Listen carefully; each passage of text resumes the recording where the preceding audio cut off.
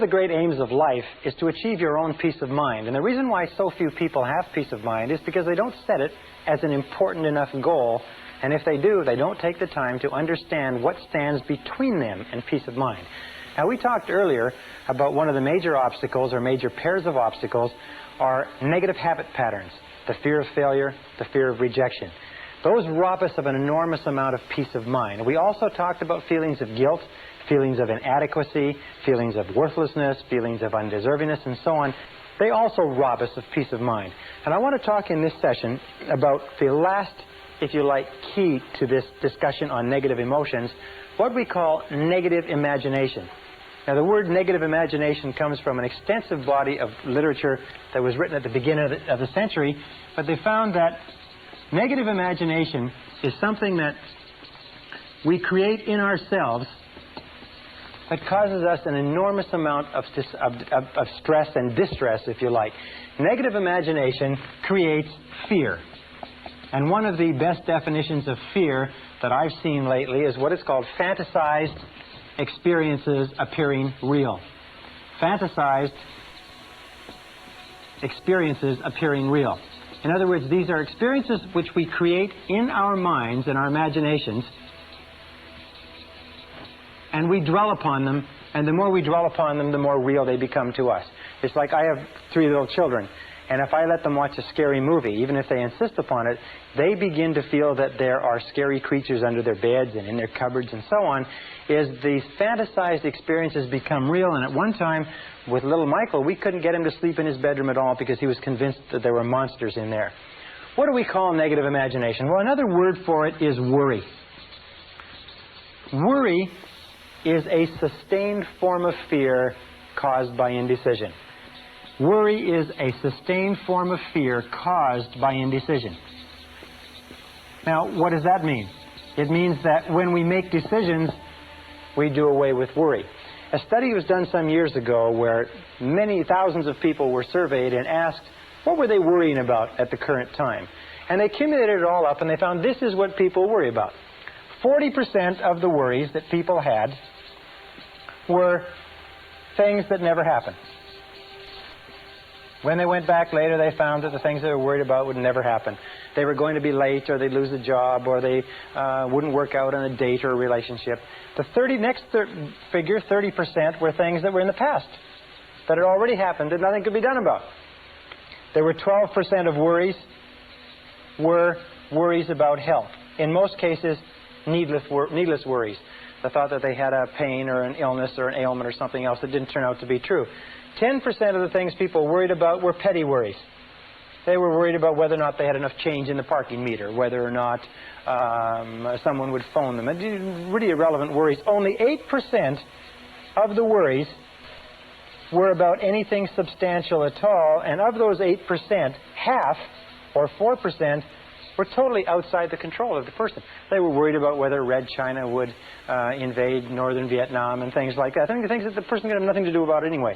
So basically, the research shows that as much as 96% of everything that we worry about or more is irrelevant. It never happens. It's not worth worrying about at all. But where does worry come from?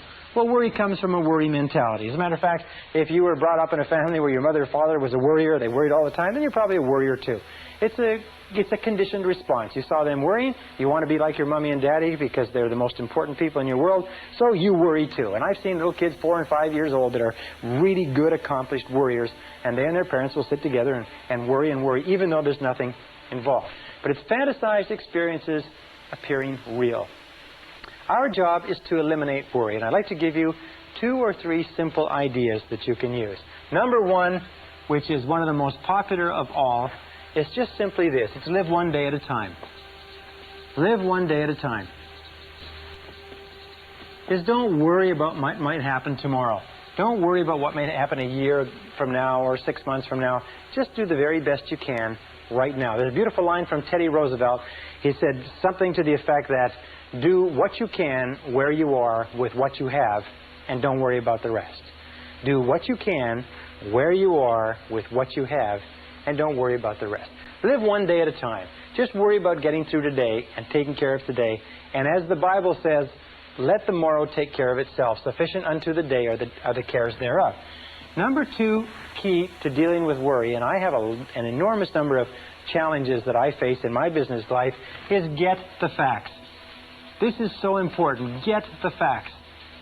Not the apparent facts, not the quick facts, not the facts that seem obvious, but get the real facts. Take the time to look into a situation and find out what the real truth of the matter is. I have found that most worry situations evaporate if you get enough facts. You hear that somebody has done something or not done something. You hear about a change in your business or your personal life or change in one of your relationships. Find out. Call the person. Find from the right information source the answer, and you'll often find that the facts eliminate the worry.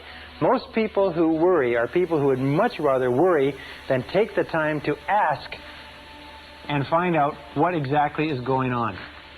Ask people, do your research, do your reading, do your homework, get the facts. One of the most important requirements, by the way, for your success in business or any other thing, any other field of endeavor, is to get the facts that you need so that your answers are accurate and up to date.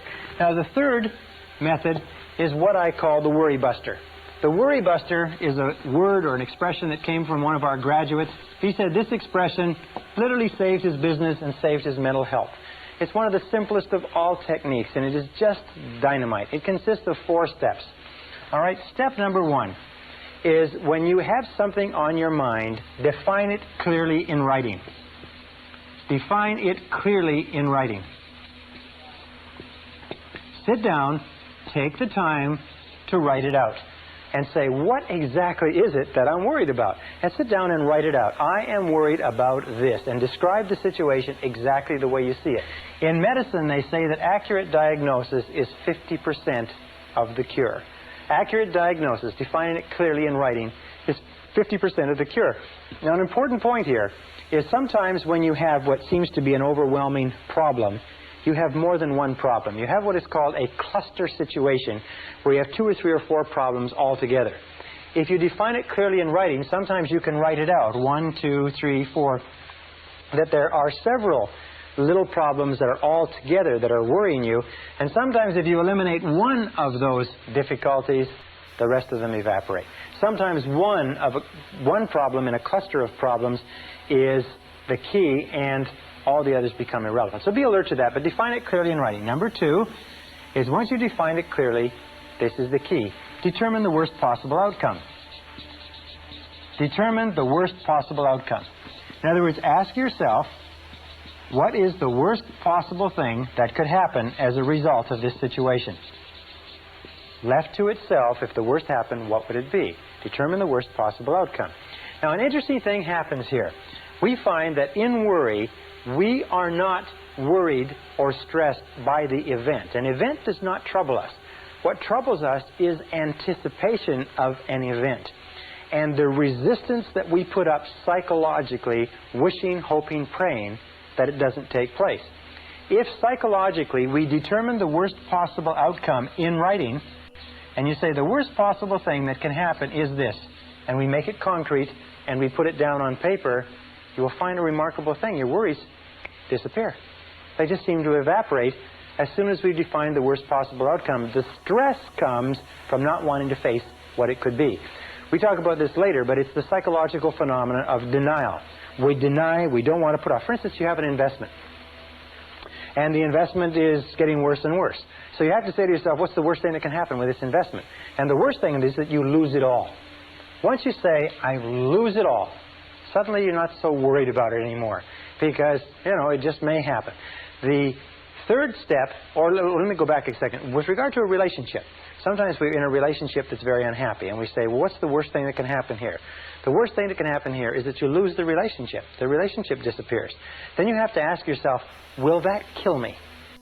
Will the loss of the investment kill me? Will the loss of the job kill me? Will the loss of the relationship kill me? And the answer, of course, is no. You will recover from the loss of almost anything. So number 3, by the way, there are many people who get and have the signs of cancer, but they won't go to a doctor because they don't want to know.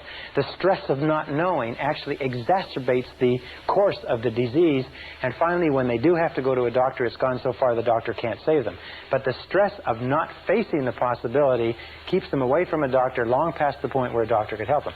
Number 3 is resolve to accept the worst should it occur. Resolve to accept the worst should it occur.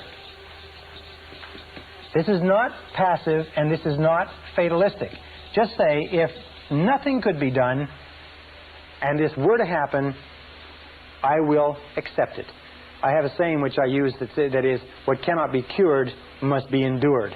What cannot be cured must be endured. So you say, well, all right, if this happens, I'll accept it and I'll learn to live with it. I'm not going to let it break me. I'm not going to let it kill me. And then number 4 is begin immediately to improve upon the worst. Begin immediately to improve upon the worst. What does that mean? It means you've now accepted that it might happen, and you've now decided that you will live with it should it occur, and now you do everything you possibly can to work back and make sure that the worst doesn't occur. In business, by the way, this is called the minimax regret analysis. It's minimizing the maximum regret. In other words, it's saying, what is the worst thing that can happen and how can I minimize that maximum regret? This minimax technique is a tremendous technique because it clears your mind considerably. And one of the best ways to use it is this. Really neat method. Take a piece of paper, draw a line down the center and a line across the top, and then work down the page. And right on this side, write WPO. Right on this page, your definition. In other words, this is a clear definition of what's bothering you. On the top of this page, you write WPO. Worst possible outcome. And then you write 1, and you say, I'm worried about this. And you write it out clearly. And then you write 1, you say the worst possible outcome is this. 2, I'm worried about this. 2, worst possible outcome is this. And so on. You'll find that every single time you do this, the problem just evaporates. And most, not all of course, but most of the stress or strain disappears. Your mind goes clear, and with a clear mind, you can then deal with it effectively. Now, the final point with regard to this whole idea of worry and negative imagination is, what is the antidote? What is the antidote to worry? What do you think it is? Well, it's simply this. It is purposeful action. The only real antidote to worry is purposeful action. Everything that gets you to the point where you can take purposeful action, where you can move, and as Shakespeare says, take arms against the sea of troubles, and by so doing end them, anything that gets you to the point where you can take purposeful action will eliminate the worry. Why? Because of what we call the law of substitution. You cannot be working on a problem or a situation and thinking and acting purposefully to resolve it and still worry about it simultaneously. Worry almost always comes when you have too much time on your hands. Worry is a form of negative goal setting.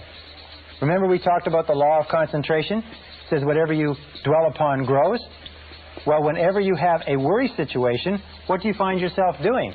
What you find yourself doing is thinking about, talking about, dwelling upon, vividly imagining exactly what you don't want. By the law of expectation, it says whatever you expect will come into your life. That which I greatly feared has come upon me, is what it says in the book of Job. Or the law of attraction says you will attract into your life the people and circumstances in harmony with your dominant thoughts. The reason why we're taking a whole module to talk about worry is this, is that there are some people who don't worry about anything.